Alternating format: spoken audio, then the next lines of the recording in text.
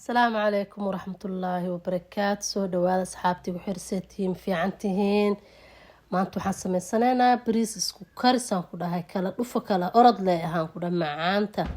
kusoo dhawaada asxaabtii ku xiran bariiskeena maanta waxaa waaye ku dhahay digsigan saliid ku shubanay basala noogu jirto basala ku shubana maasha Allah. kusoo dhawaada asxaabteeda waxaa ku shubay heel iyo dhagayar iyo qarfa.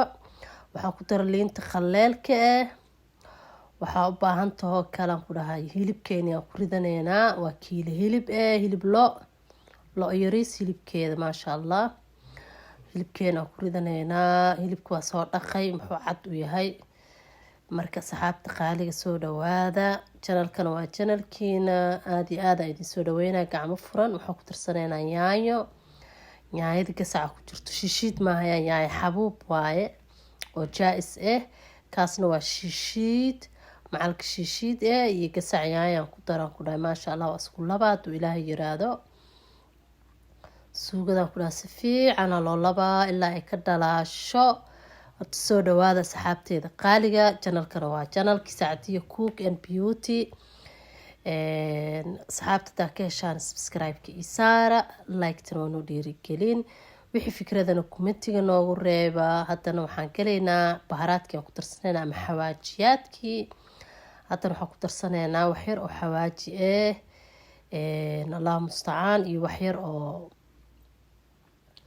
isheeg cusbe haddana waxaan ku darsanaa macalqada yariista cusbada macalqada cuntada lagu cuno waaye caadiga normalka marka macalqada cusbadaas macalka xawaaji macalka huruud oo ku darsaneynaa huruud caadiga oo macalqada iyadana yariista macalqada normalka halaas ku darsaneynaa haduu ilaahay yiraahdo. marka waa kaasa waa macalka huruud macalka xawaaji cusbadii. haddana waxaan ku darsaneynaa maajigaana ku darsaneynaa haduu ilaahay yiraahdo. haddana waxaan ku darsanaa waxyar oo maaji waa isku laba sidan ilaa uu kasoo baxaan ku dhahay suuga dhiidhiin oo ishcalaa haddana meeshaas waxaan ku haystaa waa kiil hilib hilibkeeni iyo qudaar baharaadkii wixii isku shiileynaa ilaa isku bislaadaan. markaa si fiican isku karino oo si fiican u dhalaasho shiilanta. maanta bariiskeena qadadeena isku karis waaye maalmahan dhan kala karisaan karinaya laakiin maanta isku karis fududaad ahaan ku dhahay basiid kusoo dhawaada oo si sahal u sameysanaysa jagjag bariis isku karis waaba naqaana Soomaalida nahay isku kariskan ku dheereena. carabtan waxay u yaqaaniin kibsa anagana bariis hilib isku karis marka maanta waa kibsa ku dhahay bariiskii qadadeena maanta waa kibsa. marka saxaabtii igu xiran taasoo suugadan ishcaalaan ku dhahay yaanyadeeda waxeeda dhan isku qiyaas ku dhahay to ilaahay ku idmaayo. haddana daboolkiisaan saareynaa ilaa waxyar uu kasoo huuro kabacdina waa bariiska waa biyeeye taleefona isoo gala. haddana bariiska ku shubaneynaa asxaabta bariiska qashkiisa idinka dabageenaa.